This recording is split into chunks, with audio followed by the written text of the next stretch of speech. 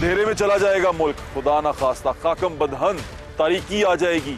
ये बातें जो सी हैं ये वो शख्स कर रहा है जो एक वक्त में इस मुल्क पे हुक्मरान था। भूल गए होंगे आप?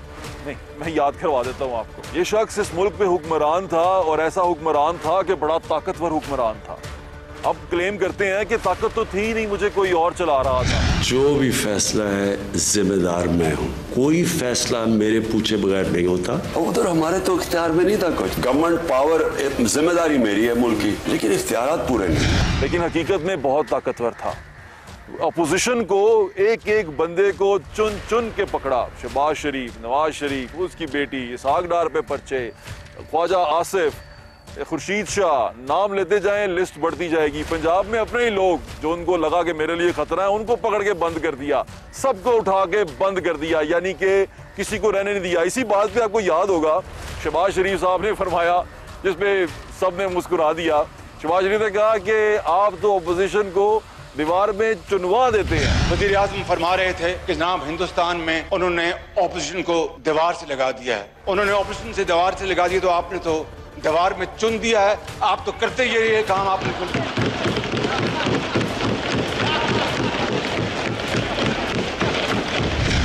मुस्कुराहट आपने देखी, क्या खूबसूरत मुस्कुराहट थी। और अब जो चेहरे पे तकलीफ है वो भी आप बड़ी शिद्दत से देख रहे होंगे। फरमाते हैं कि मुझे किसी चीज की कमी नहीं है, मेरे पास तो सब कुछ है। मुझे किस चीज की कमी थी? मुझे तो सब कुछ मिल गया, मेरे पास तो हर चीज थी, मैं तो कुछ भी लेना नहीं चाहता था। अल्लाह ने इमरान खान को जो दे दिया है, मैं अपनी ख्वाबों में भी नहीं सोचता था कि वो मुझे इस तरह की इज्जत देगा। और इंसान क्या चाहता है दुनिया में? इज्जत ही चाहता है। इंसान के तो पैसे बनाता है इज्जत के लिए, पावर में आता है इज्जत के लिए। तो जब अल्लाह ने इतनी इज्जत दे दी है तो मुझे और क्या मिल सकता है? लेकिन मैं उनको बताना चाहता हूँ वो क्या लेना चाहते थे। वो इक़्तिदार लेना चाहते हैं। उनकी हुकूमत थी पंजाब में, जबकि परवेज इलाही साहब आज फरमाते हैं कि अगर खान साहब ने थोड़ा सा और इंतजार किया होता तो आज लोग नून लीग का नाम लेना भूल जाते। हम तो चाहते थे कि लोगों को डिलीवर किया जाए, लोगों को उनकी जिंदगियां आसान बनाई जाएं, उनकी जिंदगी की तकलीफें दूर की जाएं। परवेज इलाही साहब ने बड़ी कोशिश भी की है करने की, लेकिन खान साहब के ऊपर धुन ये सवार थी कि भाई मैं कहाँ हूँ। परवेज इलाही तो उस पावर में है, उधर महमूद खान पावर में है, तो उधर तनवीर इलियास पावर में है, मैं कहाँ हूँ? मुझे होना चाहिए, मैं ताकत में अच्छा लगता हूँ। मैं जब चलूं तो गाड़ियां आगे पीछे चलें, बाहर की मुल्क जाऊं तो मैं पाकिस्तान को रिप्रेजेंट करूं, लोग तोहफे दें तो मुझे दें। ओह, तोहफों का नाम ले लिया, फिर बात कहीं और चली जाएगी। तोहफों पे बात भी आप समझ गए होंगे।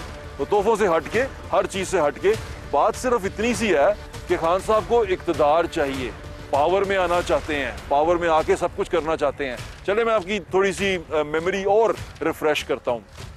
वैसे रिफ्रेश करता हूं, मैं आपको यह दिखाता हूं कि जब ये पावर में नहीं थे, यानी कि 2018 से पहले 13 के उस साल के अंदर ये क्या क्या क्लेम किया करते थे। कहते थे कि मुझे 100 दिन चाहिए, बस सब कुछ ठीक हो जाएगा। मैं 3 से 4 लोगों की काबीना रखूंगा, सब कुछ ठीक हो जाएगा, बस 100 दिन के अंदर आपको सब कुछ नजर आ जाएगा, ये फरमाया करते थे। नहीं यकीन आ रहा, एक दफा सुन लें। 100 भी नहीं, 90 दिन क्लेम करते थे। फिर हमने कहा चलो यार, लीडर है, इस पे एतबार करना चाहिए। क्या बेहतरीन आदमी, पर्सनैलिटी हो, टिकटॉक बन रहे हैं, चल के आ रहे हैं, पीछे म्यूजिक स्लो मोशन में लगा हुआ है, यार क्या कमाल लग रहे हैं यार। लेकिन हमें लीडर चाहिए भाई, मुल्क को मुश्किलात से निकालने वाला लीडर चाहिए। वो चाहे लूला लगड़ा स्टेचर पे बैठा हुआ भी हो, जहन रखता हो, मुल्क को इस तमाम परेशानी से निकालने वाला हो, बेहतरीन होता है। लेकिन हमारे खान साहब जो से हैं, वो जब 100 दिन प्राइम मिनिस्टर रह चुके तो वो वहां पर आके उन्होंने पहला क्लेम तो ये किया कि मैंने परेशानी देखी, मैंने मुल्क में तकलीफ देखी, मैं टीवी देख रहा था तो मैंने बुशरा बीबी को कहा कि देखें कितना मुल्क में जुल्म हो रहा है। उसने कहा ओ खान साहब, ओ वज़ीर आज़म तुसी हो यार, खुदा दा वास्ता है तो ठीक करो। उन्होंने फरमाया ये खान साहब। कुछ जुल्म टीवी पे देखता हूँ, गुस्सा चढ़ता है, तो बुशरा बेगम साथ होती है, मैं कहता हूँ देखो ये कितना बड़ा जुल्म हो रहा है, तो वो कहती है आप प्राइम मिनिस्टर हैं। मुझे अभी तक बताना पड़ता है कि मैं प्राइम मिनिस्टर हूँ। लेकिन खान साहब फिर यहाँ पर नहीं रुके। 100 दिन के बाद, 100 दिन का प्लान था, खान साहब आ गए हुए थे 100 दिन के बाद। उन्होंने जो हमें एक बहुत बड़ा प्लान दिया जिससे मुल्क की इकोनॉमी बूस्ट करनी थी, मुल्क ने ऊपर जाना था। असद उमर जैसा दिमाग उनके साथ था, वो रज़ाक दाऊद जैसा बंदा उनका एडवाइजर था। ये इतने बड़े लोग, बड़े बड़े बिजनेस करने वाले। हम बैठे सोच रहे थे कि पता नहीं कितनी बड़ी प्लान देने वाले हैं, कितना बड़ी सिमत बताने वाले हैं, मुल्क पता नहीं क्या बनने वाला। क्योंकि खान साहब वज़ीर आज़म है, लेकिन वज़ीर आज़म साहब आके फरमाते हैं अंडे ले लो, कट्टे ले लो, मुर्गियां ले लो। परेशान हो गया। मैं नहीं परेशान हुआ, वहां बैठे हुए लोगों की हंसियां छूट। देसी मुर्गियां, हमने देसी मुर्गियों की हमने उनको अंडे देंगे, बच्चे देंगे। ये मैं आज आपको वो चीजें बता रहा हूं जिसमें अरबों डॉलर की जरूरत नहीं है।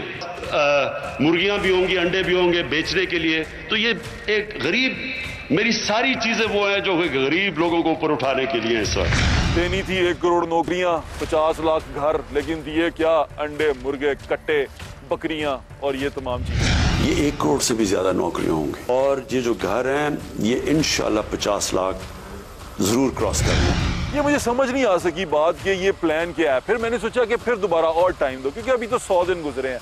और टाइम दे के देखें, शायद ये मुल्क के लोगों के लिए बेहतर हो, शायद ये लोगों के लिए कुछ अच्छा काम करें। लेकिन जो ही 2 साल गुजरे, 2 साल के बाद खान साहब एक इंटरव्यू देते हुए फरमाते हैं मैं तो सीख रहा था। वहां पर जाके और मोराल डाउन हो गया, यार ये अभी तक सीख रहे थे। यानी कि 2 साल हमारे ऊपर हुकूमत मुसल्लत रहने के बाद एक बंदा फरमा रहा है कि मैं सीख रहा था। किस कदर तकलीफ दे मरहला होगा वो हमारे लिए और उस कौम के लिए जो एक एक लम्हा तकलीफ में गुजारती है।